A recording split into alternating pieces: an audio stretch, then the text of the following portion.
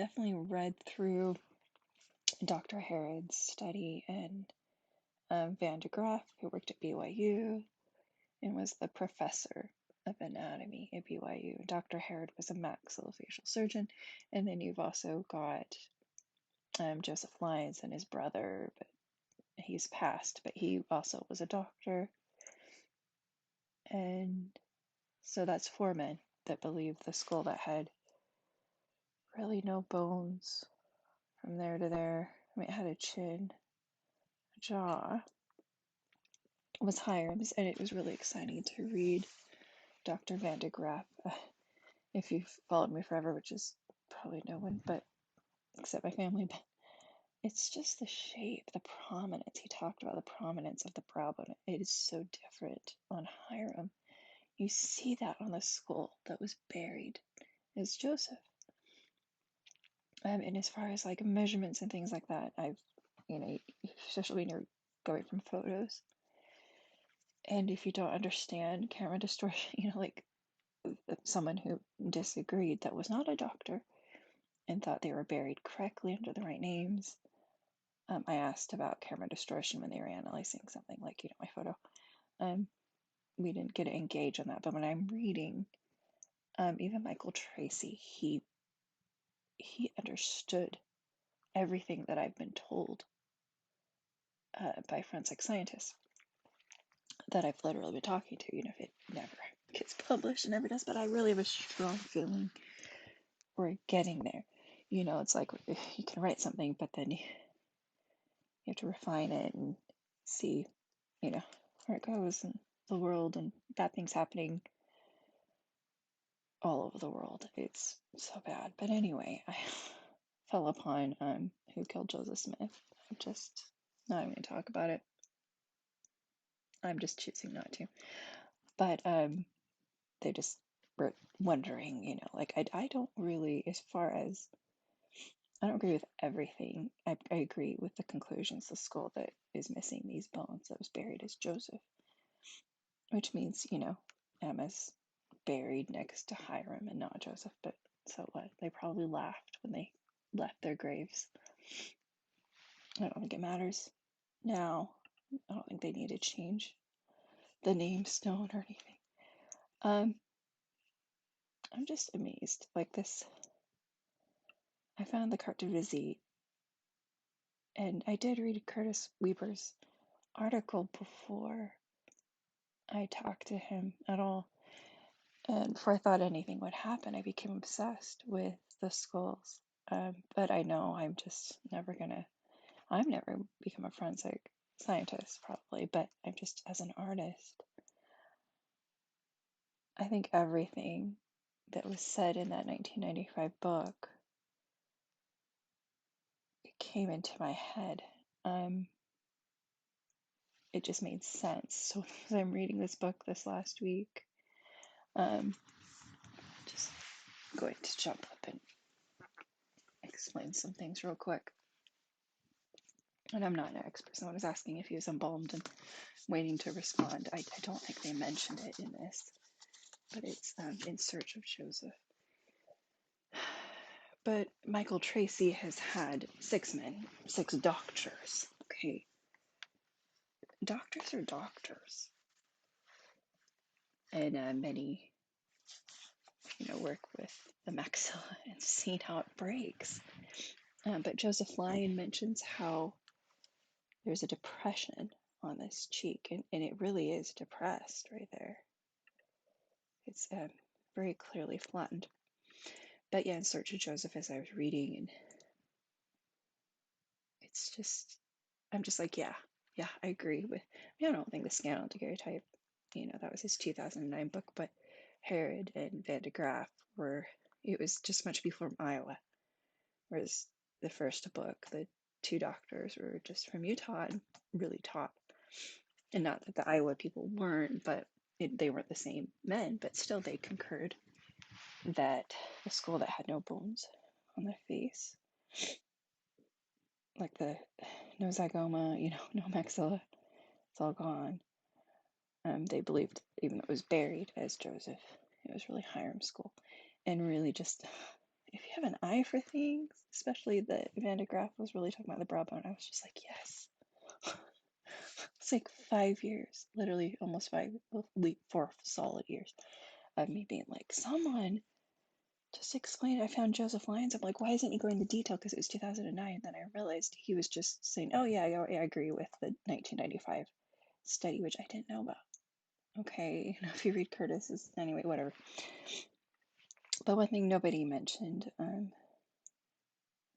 sort of got me fired up looking at the blog that,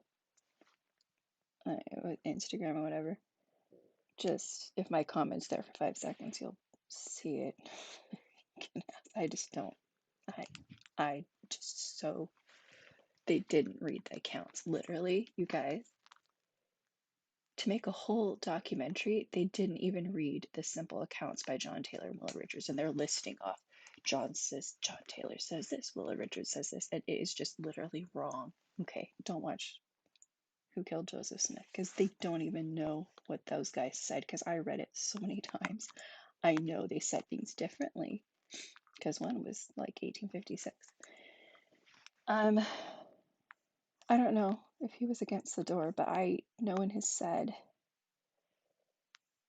20, like the word, just as I was saying, almost everything that I've read in Search of Joseph was sort of running through my head, and it just everything, I just can't explain. It's hard to explain.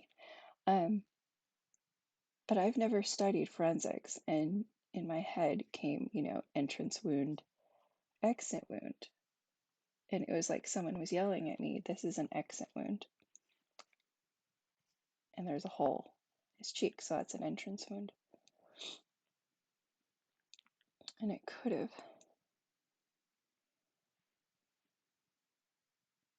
really could have bypassed the teeth.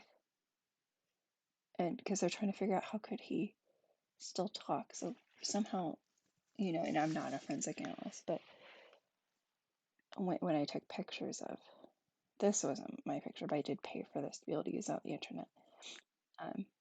Should I say that? I don't know. It really looks like a hole. So if you look up entrance wounds, I've done this before, but it's just because they're saying that, and I'm really fired up after reading In Search of Joseph.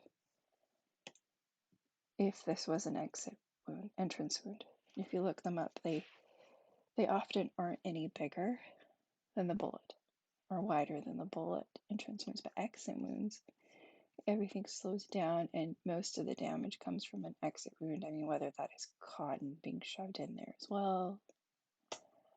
Exit wounds literally look like that, though. And so you can see just how that's bulbous pulling out right there, but it just sort of, I don't know how that could be an entrance wound. The exit wounds are bigger and there's more damage. It slows down, but they're, the entrance wound is always actually smaller. And so here are these pictures. There are more, but yeah, I don't know. I'm never going to do a forensic study on that, but just looking at that, I mean, it looks like there's a lot of damage to Hyrum's face, really. It looks like there's a lot of damage to the skin. Don't know what happened there in that cheekbone. But definitely, you got 4 men around 2007, 2 men 1995, and then 2 more in 2009 that all agree. I can't believe it's that many. They're actual doctors, maybe 6, because Joseph Lyons' brother wasn't a doctor, but Joseph was a doctor. So, it's maybe 6 doctors, but, and then you get a non-doctor that says all these doctors are wrong. They just don't understand anatomy, but they're doctors. But this is just my theory, just looking at the skin. I mean, and there are some drawings by Maudsley that are so interesting. You don't see a mole, but one that's much later, I think someone was looking at the death mask, and they did say a lot of times people would copy. That's what's confusing, is I'm researching all the artwork. Sometimes people went ahead and perfectly copied Maudsley's work and then painted it or made it look like whatever. So I did see one picture where this looked like a mole, but this is like, yeah, that is not a mole.